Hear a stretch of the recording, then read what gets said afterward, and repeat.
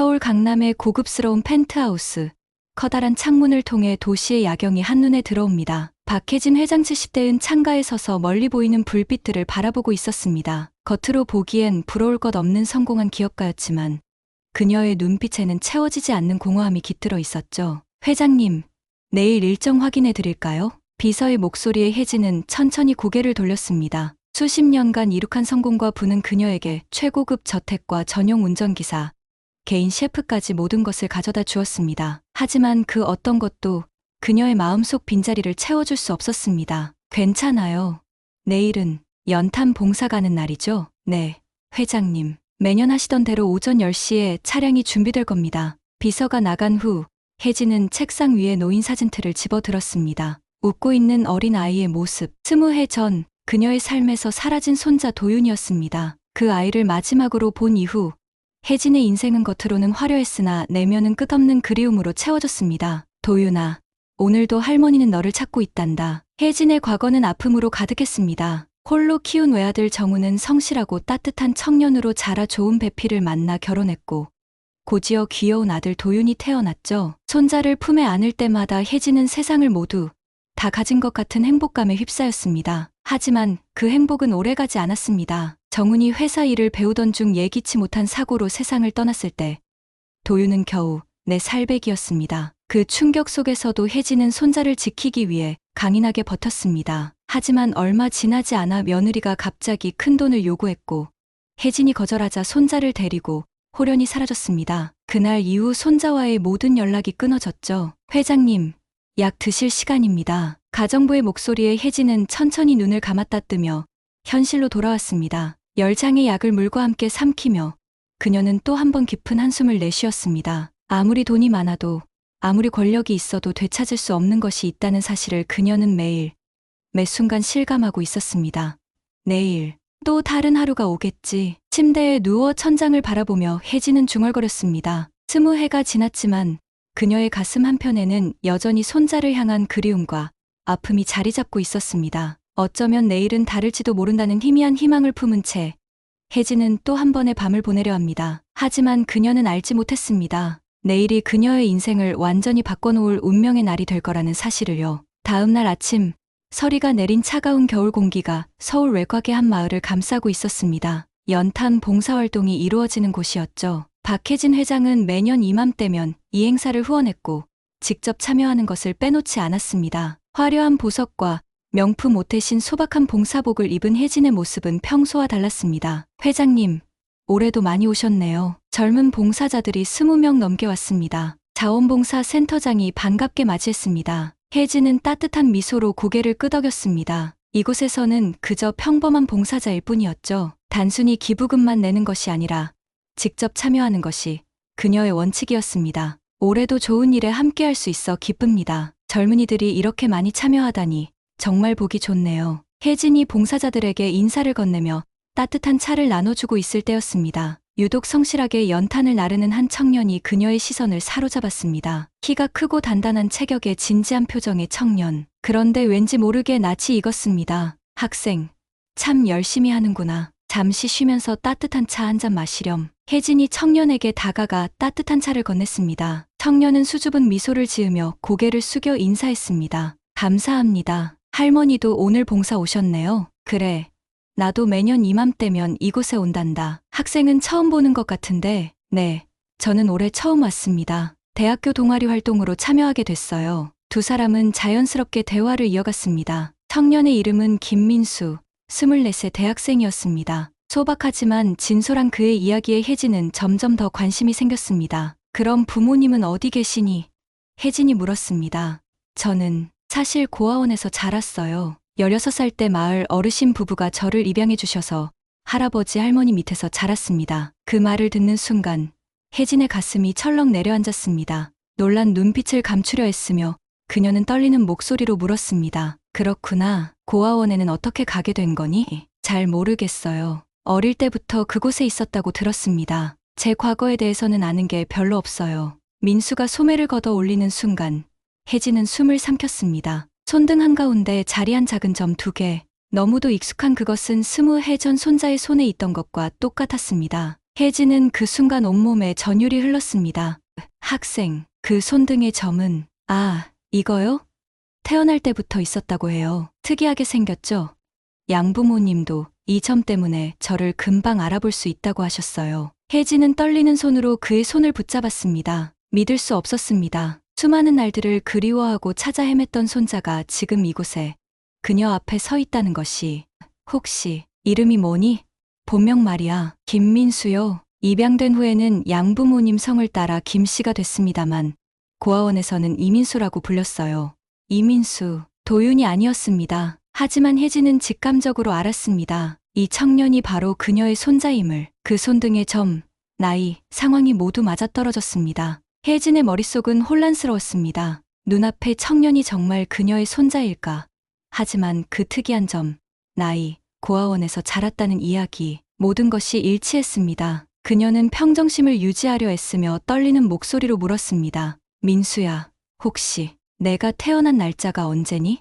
민수는 잠시 의아한 표정을 지었지만 곧 대답했습니다. 2000년 5월 15일이요. 왜 그러세요? 그 날짜는 도윤이의 생일과 정확히 일치했습니다. 혜진은 심장이 미친 듯이 뛰는 것을 느꼈습니다. 더 이상 우연이라고 할 수 없었습니다. 그녀는 깊은 숨을 들이마시고 용기를 내어 말했습니다. 민수야, 이상한 부탁일 수도 있지만 나와 함께 유전자 검사를 받아주겠니? 민수의 눈이 커졌습니다. 유전자 검사요? 왜 갑자기 그런 말씀을? 너무 갑작스러운 부탁인 건 알아. 하지만 내게는 20해 전에 잃어버린 손자가 있단다. 그 아이와 내가 너무 닮았어. 민수는 당황한 기색이 역력했습니다. 처음 만난 할머니가 자신을 손자라 주장하는 상황이 어색하고 혼란스러웠습니다. 하지만 혜진의 진지한 눈빛에 그는 천천히 고개를 끄덕였습니다.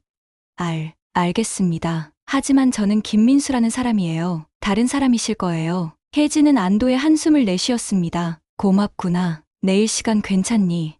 내가 병원을 예약할게. 다음 날, 혜진과 민수는 강남의 한 대형 병원에서 만났습니다. 민수는 여전히 혼란스러워 보였지만 약속을 지키기 위해 나타났습니다. 혜진의 지인인 병원장 덕분에 유전자 검사는 신속하게 진행되었고 결과를 기다리는 동안 두 사람은 병원 카페에 앉았습니다. 솔직히 말하면 저는 이 상황이 너무 비현실적으로 느껴져요. 민수가 커피잔을 만지작거리며 말했습니다. 제가 어떤 부자 집안에 잃어버린 손자라니. 영화에서나 있을 법한 일이잖아요. 혜진은 따뜻한 미소를 지었습니다. 그렇게 들릴 수 있겠구나. 하지만 내게는 20해 동안의 아픔이란다. 매일 밤 내 손자가 어디서 무엇을 하고 있을지 생각하며 보냈어. 민수는 혜진의 진지한 눈빛에 말문이 막혔습니다. 그 순간 의사가 다가왔습니다. 결과가 나왔습니다. 의사는 서류를 들고 있었습니다. 두 분의 유전자는 999.9% 일치합니다. 친할머니와 손자의 관계가 확실합니다. 그 말을 듣는 순간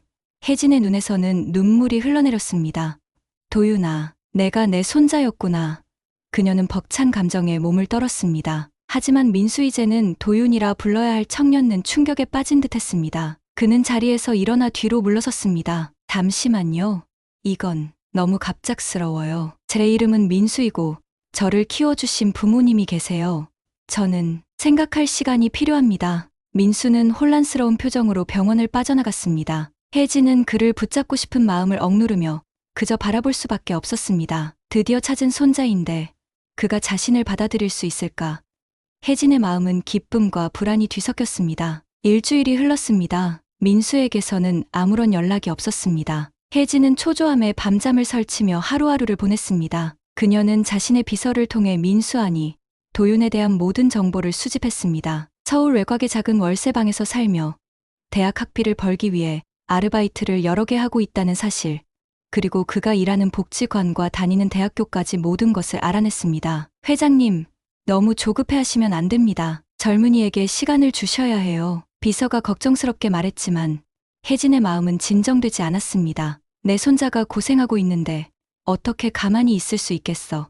20회를 기다렸어. 더는 기다릴 수 없어. 그날 오후 혜진은 결단을 내렸습니다. 민수가 일하는 복지관을 찾아갔습니다. 소박한 옷차림으로 그녀는 복지관 앞에서 기다렸고 마침내 민수가 나오는 모습을 발견했습니다.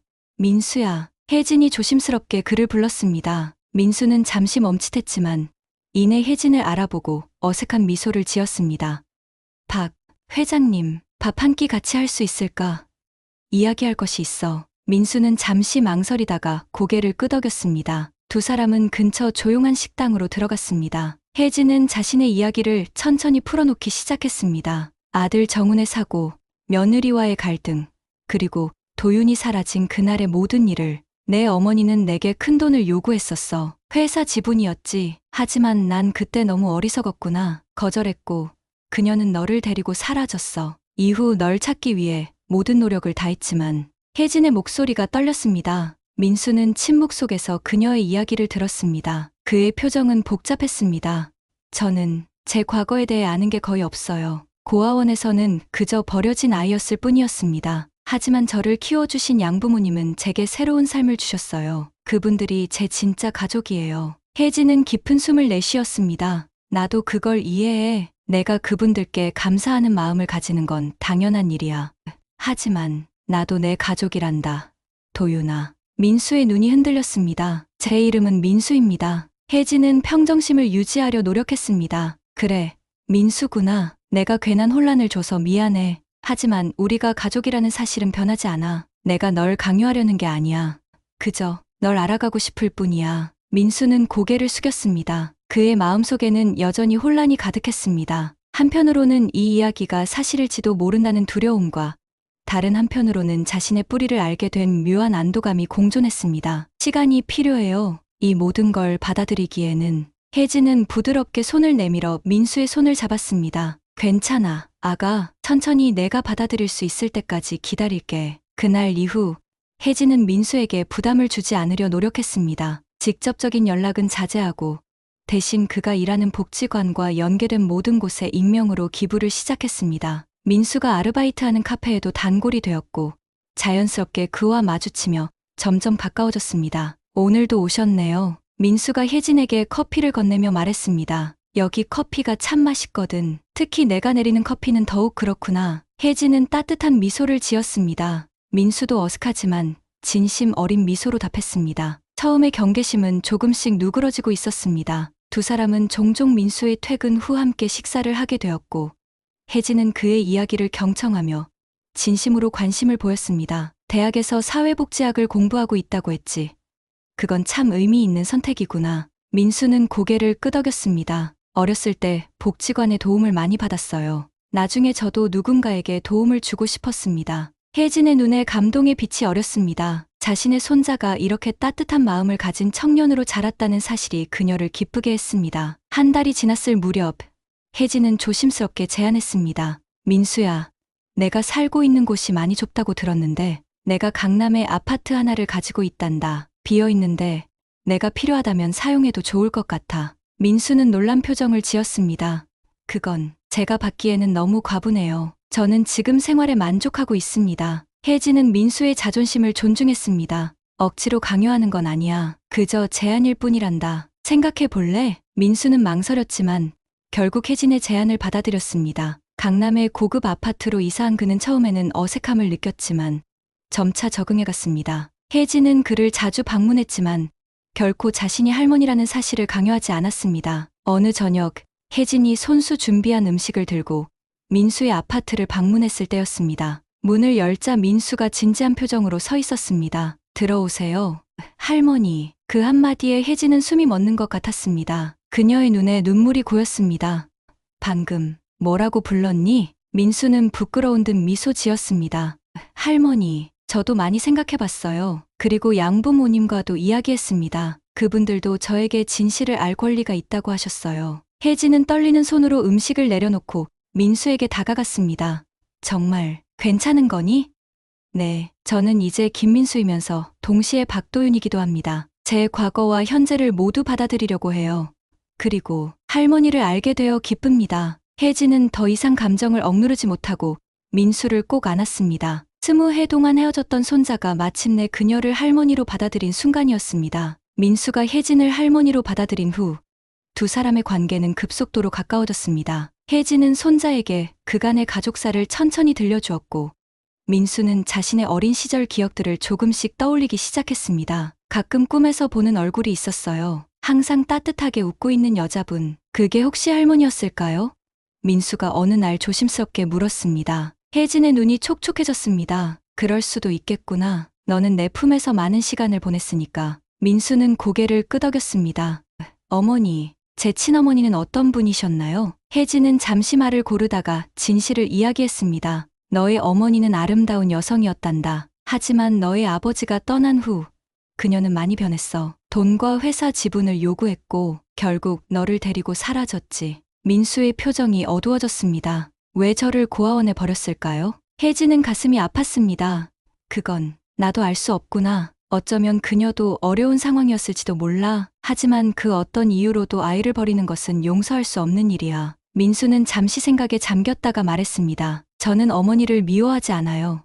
그저 이해하고 싶을 뿐이에요. 혜진은 민수의 성숙한 태도에 감동했습니다. 그녀는 손자의 손을 꼭 잡았습니다. 내가 이렇게 따뜻한 마음을 가진 사람으로 자라서 정말 자랑스럽구나. 내 아버지도 그런 사람이었단다. 시간이 흐르면서 민수는 자신의 양부모님과 혜진 할머니 사이에서 균형을 찾아갔습니다. 두 가족이 만나는 자리도 마련되었고 혜진은 민수를 키워준 노부부에게 진심 어린 감사를 표했습니다. 우리 아이를 이렇게 훌륭하게 키워주셔서 정말 감사합니다. 제가 찾지 못한 20해 동안 민수를 보살펴 주신 은혜 평생 잊지 않겠습니다. 양부모님은 처음에는 경계심을 보였지만 혜진의 진심 어린 태도에 마음을 열기 시작했습니다. 민수의 양어머니는 눈물을 글썽이며 말했습니다. 민수는 항상 특별한 아이였어요. 고아원에서 처음 봤을 때부터 그 아이의 눈빛이 달랐습니다. 우리에게 아들이 생긴 것이 얼마나 큰 축복이었는지 모릅니다. 그날 밤 민수는 양부모님의 집에서 혜진과 함께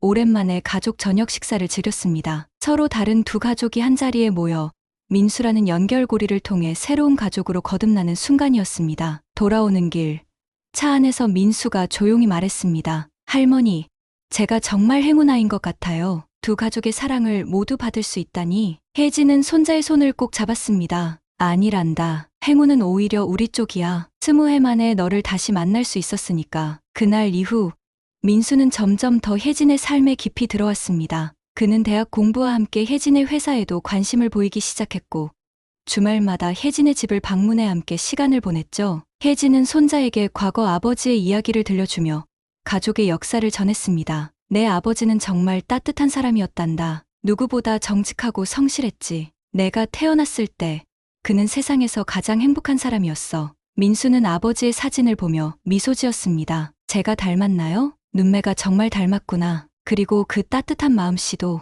혜진은 감회에 젖어 말했습니다. 가을이 깊어가던 어느 날 민수는 혜진에게 특별한 제안을 했습니다. 그의 대학교에서 열리는 가족 행사에 함께 참석해달라는 것이었습니다. 할머니께서 오시면 정말 좋을 것 같아요. 제 친구들에게도 할머니를 소개하고 싶고요. 혜진은 기쁜 마음으로 수락했습니다. 행사 당일 그녀는 평소와 달리 화려한 옷차림이 아닌 소박하고 단정한 차림으로 대학교를 찾았습니다. 민수는 할머니를 자랑스럽게 친구들에게 소개했습니다. 이분이 제 친할머니세요. 최근에 다시 만났어요. 친구들은 호기심 어린 눈으로 혜진을 바라보았습니다. 한 친구가 물었습니다. 정말 감동적인 이야기네요. 어떻게 다시 만나게 되셨어요? 혜진과 민수는 서로를 바라보며 미소 지었습니다. 그들의 재회는 마치 운명과도 같았으니까요. 행사가 끝난 후 두 사람은 캠퍼스 벤치에 앉아 이야기를 나눴습니다. 할머니, 저는 요즘 많은 생각을 해요. 제 인생이 어떻게 이렇게 바뀔 수 있었는지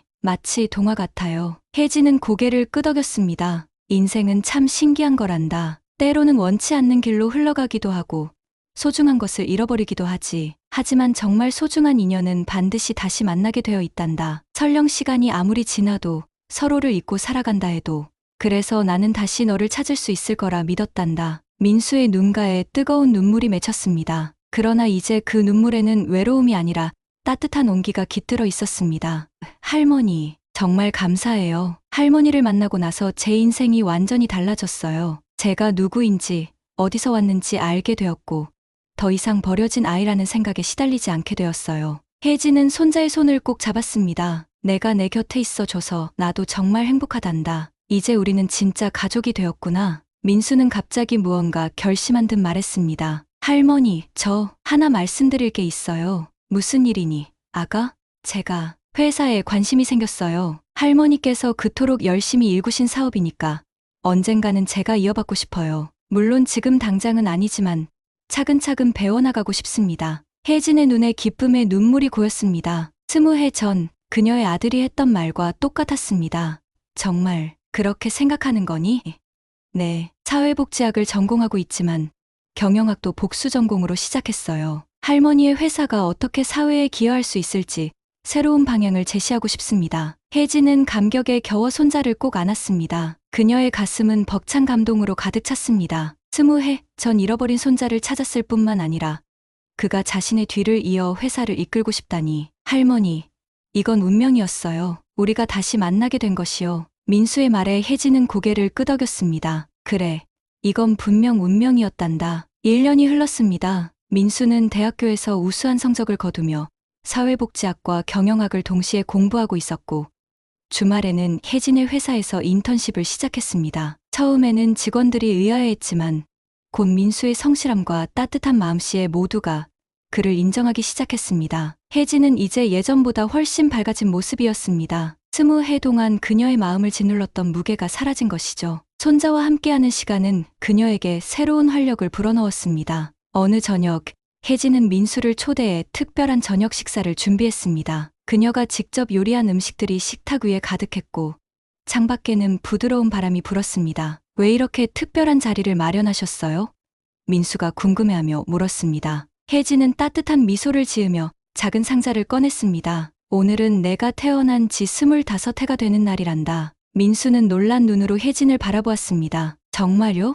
저는 제 정확한 생일을 몰랐어요. 그래, 오늘이 내 진짜 생일이야. 그리고 이건 내 아버지가 내게 남긴 것이란다. 혜진이 건넨 상자 안에는 오래된 시계와 편지가 들어있었습니다. 시계 뒷면에는 우리 아들 도윤에게 항상 너를 사랑한다라는 문구가 새겨져 있었고 편지에는 아버지가 아들에게 남긴 따뜻한 메시지가 적혀 있었습니다. 민수는 떨리는 손으로 편지를 읽으며 눈물을 흘렸습니다. 그것은 태어난 지 1년도 되지 않은 아들에게 아버지가 남긴 사랑의 메시지였습니다. 아버지가 저를 이렇게 사랑하셨군요. 혜진은 조용히 고개를 끄덕였습니다. 그래, 내 아버지는 너를 세상 무엇보다 사랑했단다. 그리고 그 사랑은 지금도 계속되고 있어. 식사를 마친 후 두 사람은 테라스로 나와 밤하늘을 바라보았습니다. 민수는 아버지의 시계를 손목에 차고 있었습니다. 할머니, 지난 1년이 제 인생에서 가장 행복한 시간이었어요. 진짜 가족을 찾았고 제 뿌리를 알게 되었으니까요. 혜진은 손자의 손을 꼭 잡았습니다. 나도 마찬가지란다. 너를 다시 찾은 것은 내 인생 최고의 축복이었어. 민수는 잠시 생각에 잠겼다가 말했습니다. 저는 이제 제 양부모님과 할머니, 두 가족 모두가 제 삶의 일부라는 것을 알아요. 더 이상 혼란스럽지 않아요. 오히려 2배로 사랑받는 사람이라고 생각해요. 혜진은 감동의 눈물을 머금었습니다. 내가 그렇게 생각해줘서 정말 고맙구나. 할머니, 앞으로도 함께 많은 추억을 만들어요. 그리고 언젠가는 제가 할머니의 뒤를 이어 회사를 발전시키고 더 많은 사람들에게 도움을 줄 수 있는 기업으로 만들겠습니다. 혜진은 손자의 포부에 고개를 끄덕였습니다. 내가 있어. 나는 더 이상 두렵지 않구나. 20해의 기다림이 이렇게 아름다운 결실로 돌아올 줄은 몰랐단다. 그렇게 두 사람은 오랜 이별을 뒤로하고 진정한 가족이 되었습니다. 운명은 그들을 멀리 돌아가게 했지만 결국 소중한 인연을 다시 이어주었던 것입니다. 여러분, 오늘 영상은 어떠셨나요? 20해 만에 재회한 할머니와 손자의 감동적인 이야기, 마음에 와닿으셨나요? 가족의 소중함과 운명적인 만남에 대해 생각해 볼 수 있는 시간이 되셨길 바랍니다. 여러분의 소중한 의견을 댓글로 남겨주시고 이 감동적인 이야기가 더 많은 분들에게 전해질 수 있도록 좋아요와 구독, 그리고 공유 부탁드립니다. 여러분의 응원이 저희에게 큰 힘이 됩니다. 혹시 비슷한 경험이 있으시거나 도움이 필요하신 분들은 댓글로 이야기를 나눠주세요. 다음 영상에서 더 감동적인 이야기로 찾아뵙겠습니다.